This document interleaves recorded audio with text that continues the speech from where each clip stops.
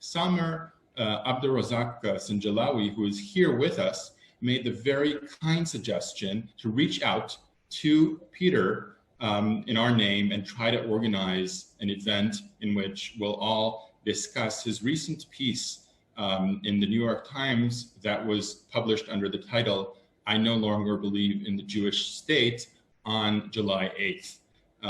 Peter discusses there his vision of equality in Israel-Palestine, which is kind of his vision for replacing the long-standing idea of two states for two people. First, I want to read a short quotation from Peter's longer piece in the Jewish Currents, which is titled Yavne, a Jewish Case for Equality in Israel-Palestine, in which I think he makes a really very important point. He says, the traditional two-state solution no longer offers a compelling alternative to Israel's current path.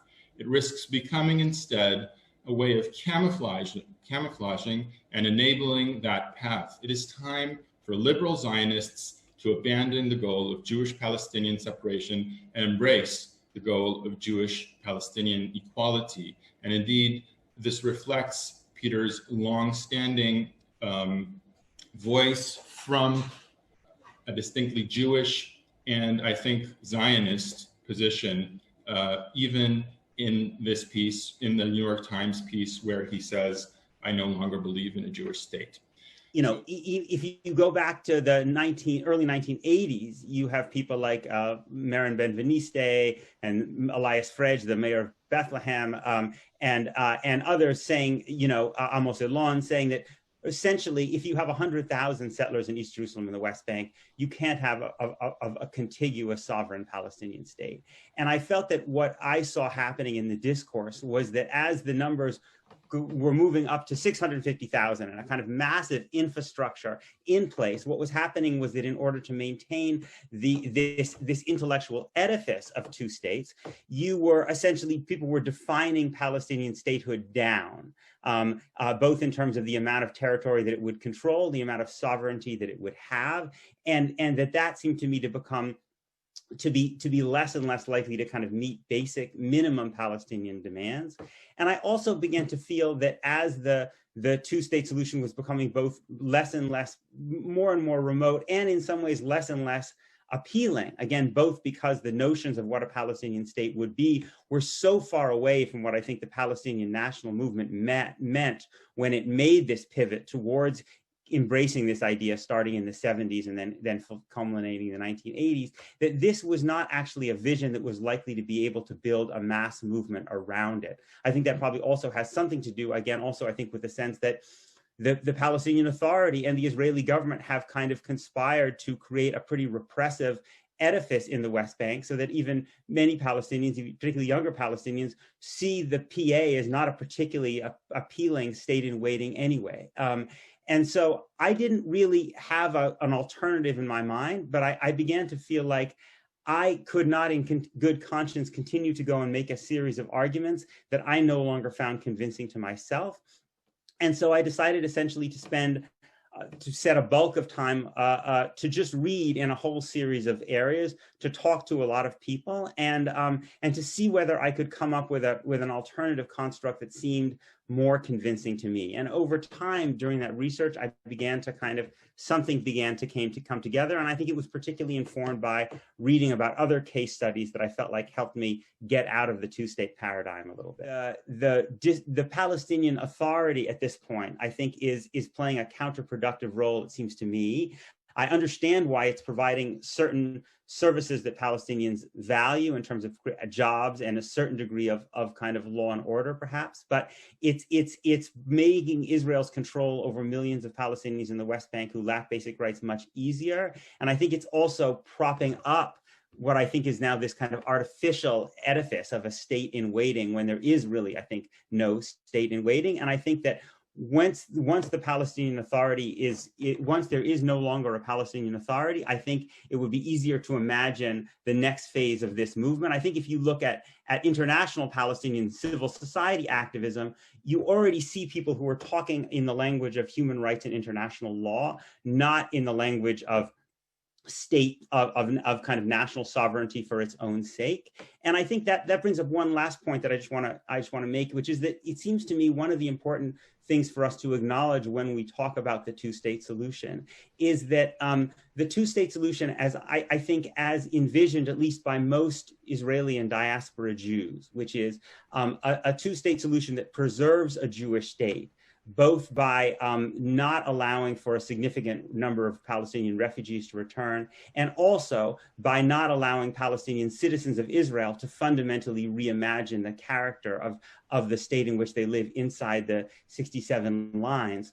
That is a vision of that's a kind of a two-state solution that I actually, at least upon reflection, I don't really think is a solution to begin with. I think it might be a step in the right direction, but I think ultimately any two-state solution that does not provide for a just solution for Palestinian refugees and does not offer an opportunity for Palestinian citizens of Israel to feel like they are equal citizens in the state in which they live is ultimately not fundamentally a solution as well. And so when one is balancing these two visions, I think one has to keep that in mind. You spell out the fact, which should surprise some readers in the United States or in Israel, that both young Palestinians and young Americans or young Jewish Americans seem to be moving en masse towards the one-state solution, the one-state dream. And I found this, on the one hand, very sad, because it meant for me that a whole young generation of Palestinians in Palestine and beyond are abandoning the dreams of their parents or grandparents. But on the other hand, I found it exhilarating, if true, that a large number of young Palestinians, especially in the Palestinian Authority's territory, are happy to move along to a peaceful, assertive, if need be, also aggressive demand for full civil rights in a future joint state for Israelis and Palestinians. This is exhilarating news for many. What was missing from that quote, from that sentence, from that equation, were the Israeli Jews. Because not only young Israeli Jews, especially, by the way, young Israeli Jews, all Israeli Jews have a vast majority of opposition to any one-state solution except the nightmare one-state solution. Not what you are dreaming, not what I'm dreaming, perhaps. So I'll say something as a two-states hoper. I still am, although it is diminishing fast. But, you know, I think you quoted Meron Ben-Benishti, a vice mayor of Jerusalem, saying in 1982 that we are 5 minutes before midnight. If we were so in 1982, where are we today? Are we 1 second before midnight, or maybe well over? Maybe the train has left the station. I don't know. I'm a historian and I don't know. Because we are just in the current. We are not outside it. We are not observers from another planet. But as a two-stater, that's a strange way of putting it, but yes, as a two-stater, I would say that I, for one, will not be living in the one state you, Peter, are imagining.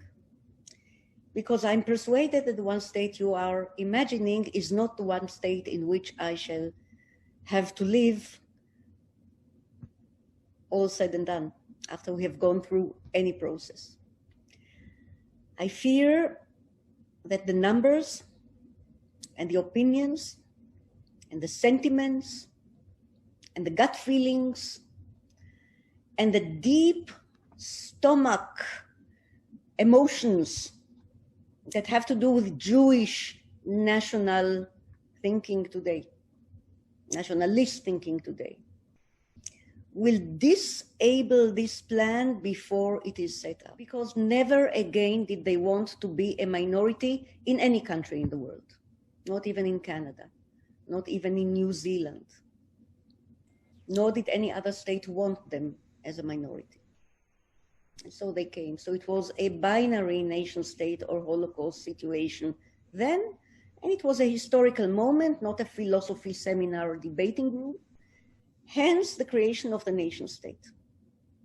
After which there were a few moments in which we could have, or might have, or should have, or must have redivided the land as wished by the United Nations. We did not, we Jews did not, we Jews and Palestinians did not in some junctures. It is a horrible sin, not the very birth of Israel as the Jewish nation state, but the lack of will and power and imagination to reenact the original idea of two states side by side. We missed many, many trains. It may be too late, but it is still our best hope. I do not believe that 6 million out of 7 million Israeli Jews, fully inimical to the idea of a one-state solution, can be turned around in our generation. Whether they are inimical because they are social democrat, liberal, lefties, peaceniks like myself, but still embracing the fears and the hopes of their ancestors, of their grandparents, or inimical for far worse reasons in my mind, because they are nationalist Jews who will never settle for a land in which Jews are not the majority or, God forbid, the master race. Any one state would become, by definition, an Arab state, perhaps prior or perhaps following a horrible phase of apartheid. Now, if I am, and I will end here, doomed to live within a Jewish minority community in any country in the world, I'm not sure I want it to be Palestine, Israel, not under an Arab majority. I haven't seen any minorities, it's tough what I'm saying now, any minorities in the Middle East that are non-Arab and or non-Muslim fare well. Why should we? After all the hate, after all the bad blood, why should we? So if I am doomed to be a minority, I shall exile myself once again, like my forebears, to the safest country in the world when the moment comes. I don't know what it will be. Two-state solution, not because I think it's wonderful, not because I think it's easily doable, not because I think it's currently conceivable, but because it is only slightly less frightening, perhaps still slightly more doable and conceivable than the dream of a one-state solution in the style of utopian socialism. I think Fania has said some very challenging issues, and I really can understand most of it, but I really understand also that history is a catalog of a lot of impossible events. Let me start by telling you that it's easy now for the Palestinians to be courage enough to recognize that, yes, there is a link for the Jewish people towards this land. There is a right, there is a claim. We understand it, we recognize it, but we believe that it's not the only claim. We are also having a same claim to the same land. Maybe our claim is a little bit stronger because it lasted longer and it's more recent. But having a claim to this land by any side does not mean that he has the right to drive the other side out. That most of the Palestinians now have courage enough to say, we recognize the Holocaust and we respect the memory of Holocaust and all its effects. And we need to be very sensitive when addressing this issue. But also, we would like to see that the Israelis have the same courage to recognize that there was a Palestinian dispossession from the land. And there is a suffer, and there is an occupation. I am one of the Palestinians who has been born under occupation, lived my whole life in occupation. I will die under occupation, and I don't see any hope in the two-state solution. And I cannot accept to be living as a third-class citizen, because the reality in Israel well, Israel could be a democracy in the sense of having elections, which unfortunately Netanyahu keeps winning these days. But is it really a democracy among the 14 million people living in the same land? No, because there are three types of citizens now. First-class citizens, the Israeli Jews who vote, and their vote is legitimate to form a government. The Israeli Arabs who vote, but their vote is not legitimate to form a government or be part of it. And then there are the Palestinians who are objects with no rights at all. I cannot have a say on the government that determines every single part of my life, every single detail of my life. For us to stick with the two-state solution is meaning giving a curtain, smoke curtain to the occupation, to the continuation of the occupation. The Oslo framework is just intending to repackage the occupation, give it more time, and we are fed up with this. And that's the motivation for the Palestinians to start looking for an alternative. And from here, everybody is more surrendering to the right that it's better for us to call for one state and for equal rights. I really respect a lot the courage of Peter Bernard. He gave a legitimacy for an international debate on the issue. And it is very, very much more difficult to sell a complex truth than a simple lie. Sticking to the two-state solution is very simple for everybody. The challenge is to look into other difficult paths. I think now the Palestinians should try to work very hard in reforming our political institutions. I think we should not neglect the PLO. We should try to reform the PLO, make it more representative, make it more accountable. And once we have a leadership that is fairly elected by the 14 million Palestinians, and it's easy to organize an election, electronic elections for every Palestinian who would like to choose the leadership, because the main challenge is not only satisfying the Palestinians inside the West Bank and Gaza. Our biggest challenge is the refugees. If you have a solution that does not really allow these people to exercise the right to return to their home, and their home is unfortunately inside Israel. But I would like to first start by saying that for the last 30 years, since the outset of the political process between Israelis and Palestinians, we did not try everything. And this is, I address one of the points that Summer made.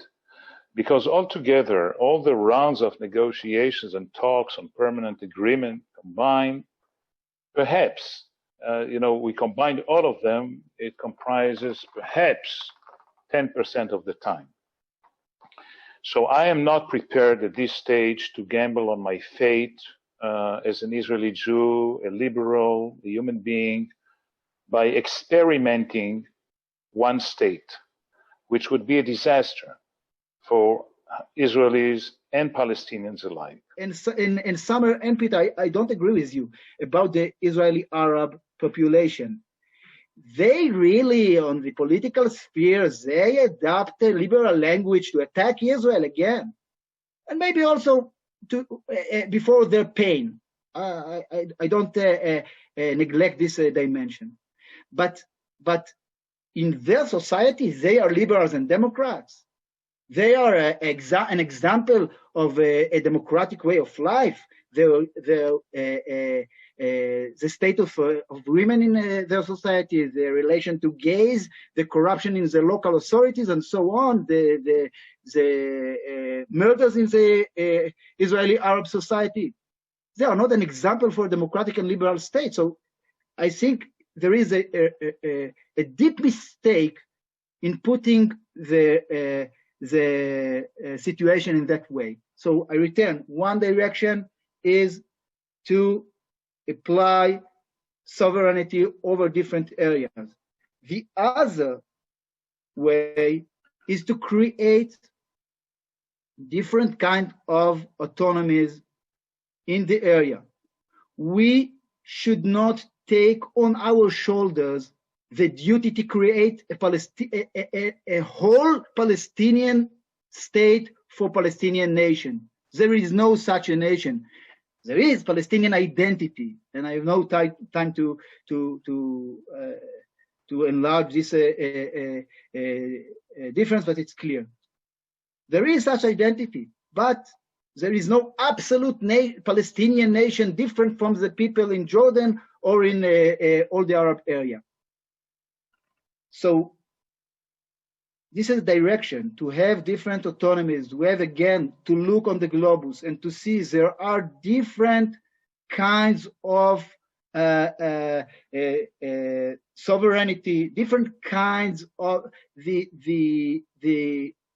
again, theoretical formulates doesn't fit the reality in many places in the world. I don't know why the USA haven't give full citizenship to Puerto Rico. I don't know why. Millions of people. It's a question, maybe historical question, but this is a reality. So it's good enough for us. You know, it's good enough. It's not an ideal, but it's good enough for us if there will be a viable or different autonomies in this area, which really improve the economic and the democratic level of the Palestinian life, even though it won't solve the old problems.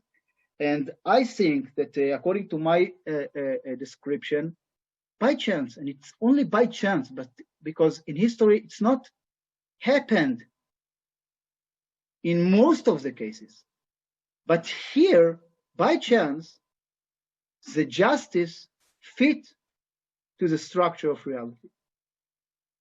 You know, I want to just say first, at an emotional level for me, particularly listening to Fania, there's something very odd for me about this whole experience. You know, in a sense, the person I agree with on this panel is Samer, right? And it's almost like falling in love with a woman who's not your wife. You know, I mean, I'm a Jew. I'm not a pure universalist. I'm not someone, I care very deeply about the Jewish people. And so there's something both extraordinary and also something very painful and strange. So again, it's almost like I can only think about the metaphor of having an affair with a woman who is not the mother of one's own children, you know, and especially listening to Fania, frankly, and, you know, who your father have been people that have influenced my thinking a lot. So it's not a small thing for me to shift in a different direction. I would say that I want to start with this question about not wanting to be a minority.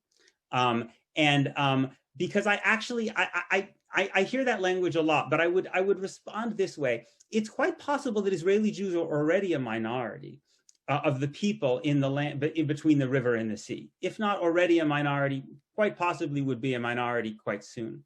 So I think there is one state now. I mean, Gilad talked about not wanting to experiment with one state. In my view, Israel has been experimenting with one state since 1967. So to me, I would reframe the question as not that Jews don't want to live as a minority. It's that Jews don't want to live without power. It's one thing to be it's okay to be a minority, frankly. So you find out a census that 55% of the people now are Palestinians between the river and the sea. I don't think that keeps Israelis up at night, particularly as long as Jews maintain power, because the prospect of not having power is very frightening for many Jews. And I recognize that. Of course, it comes out of a deep and real trauma. But I also think it's important sometimes for us to get outside of the Jewish story and to try to look at other situations around the world where you've had one population that has rights living alongside another, and to recognize that this terror of not having power is not only our terror because of our history of oppression. It was also the terror that white South Africans had. It was the terror, Protestants in Northern Ireland had this terror. Whites in America had this terror. They all had this terror in which they had built up a narrative in which they came to the belief that if they did not maintain power, if they gave the possibility to another group of being able to have an equal voice in politics, that it would mean something apocalyptic. And part of what I try to do in the piece, by referencing some political science research and trying to look carefully at some other models, is that my argument is actually that if you are in a deeply divided society or a binational society, which I think Israel-Palestine is, that those societies are more peaceful and more stable when everyone has a voice in government. And that the fears that Fani and others, referenced about Hamas and about what it would mean for Jews to live here, it seems to me we are creating our own nightmare if we entrench a permanent one-state reality in which Palestinians lack basic rights. Because there's this phrase that is popular in the United States now, but it has a certain deep wisdom, and the phrase is "no justice, no peace," right? Which is to say, oppression is violence. And when you commit the violence of oppression on others, you are making it more likely that violence will be visited back on you. The British talked about the IRA in the 1980s, or white South Africans talked about the ANC, or even Americans talked about people in the civil rights movement. You also see this feeling that these are people who, if we give them an inch, once they gain power, they will be terrifying in what they will do to us. And I think actually what we see again and again is that human beings are human beings. And when people have an opportunity to express themselves and have the opportunity at a decent life non-violently, very, very few people actually choose the option of wanting to kill or be killed. Even a decade before the Good Friday Agreement in Northern Ireland, or a decade before the end of apartheid, or even as late as the 1940s in the United States, if you talk to most white Southerners or white Americans at all and said, can you imagine a white soldier serving under a black officer in the US Army? And they would have said it was unthinkable, right? And so political movements, moral movements, make the unthinkable thinkable. What I hope for is a moral movement that creates a vision of a place in which both Palestinians and Jews have safety and dignity. And I think we have seen that, although as difficult as that is, it's been possible. Now, people will say, well, it's not possible in the Middle East.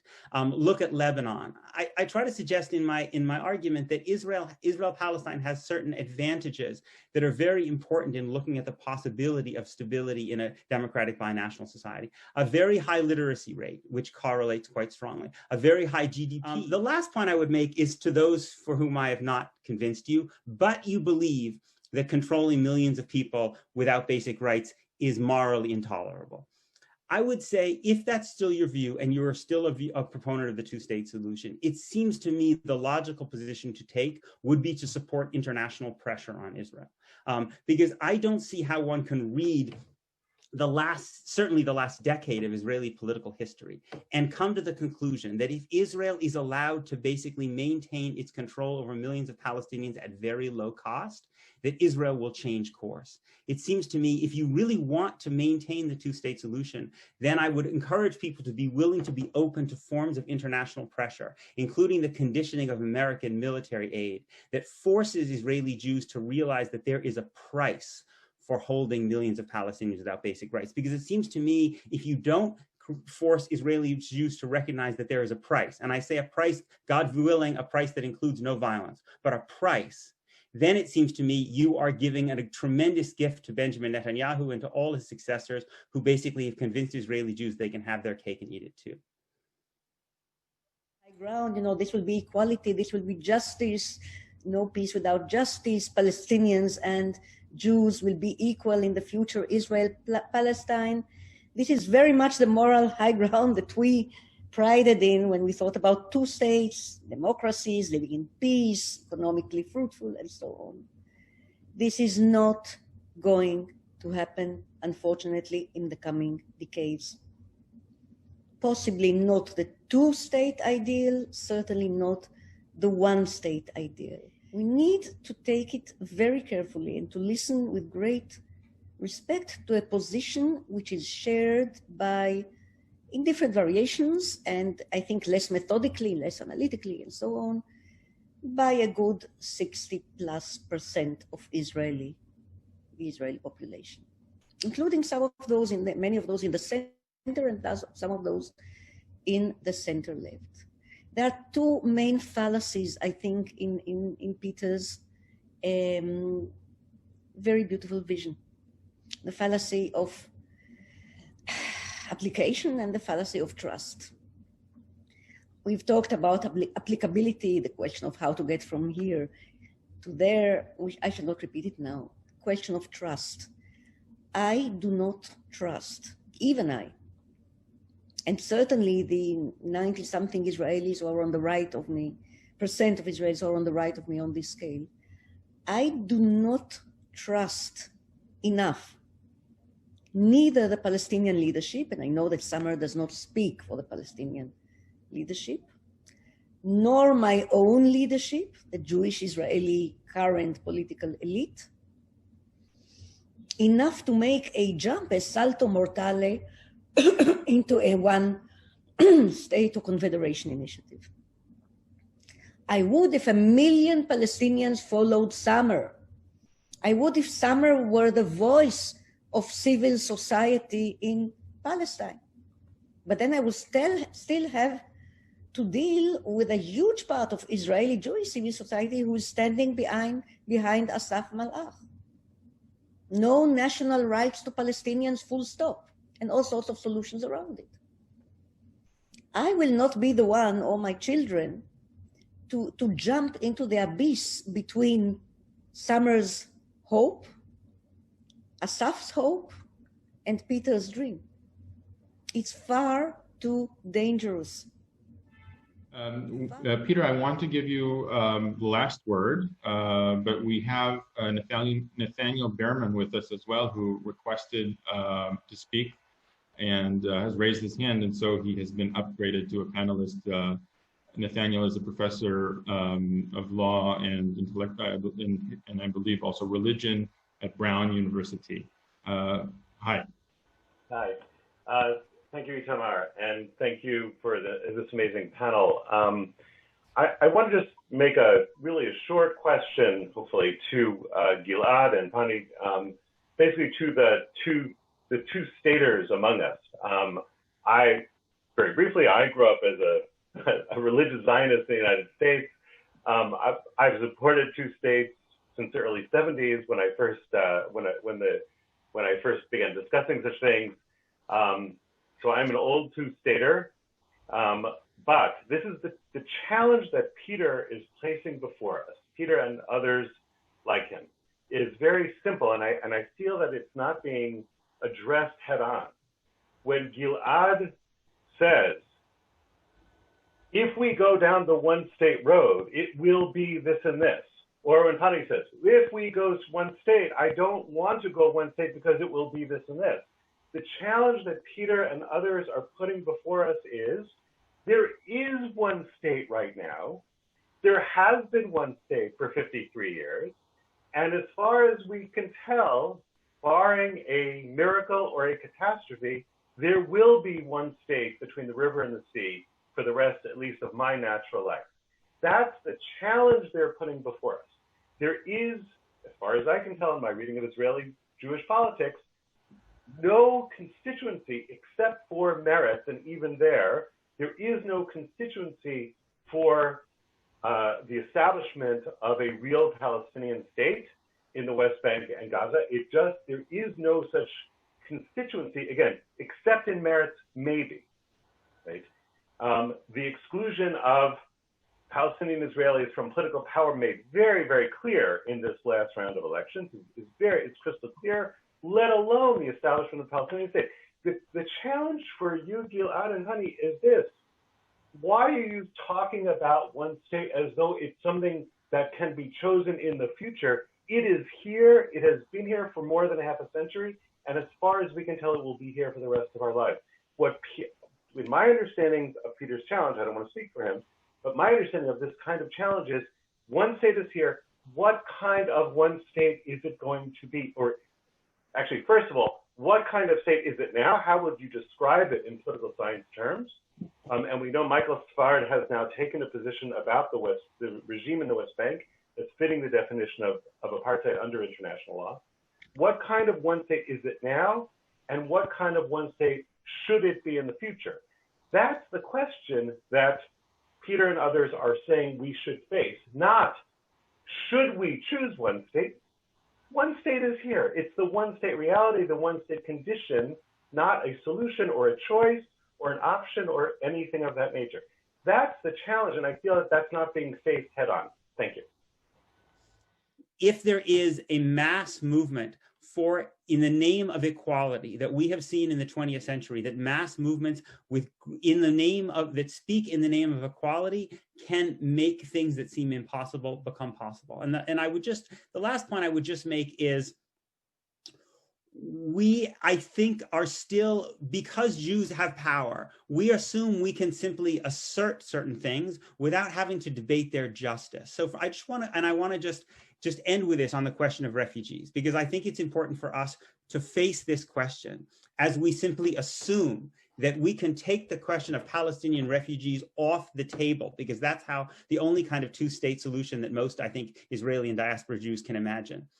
By what right do we, a people who dreamed of return for 2,000 years to this territory, tell Palestinians who were expelled in 1948 or their children or grandchildren that they do not have the right to return, right? We can say as a matter of power that we may think we have the power to quash that conversation, but I think we have to actually also address it as Jews at the level of justice.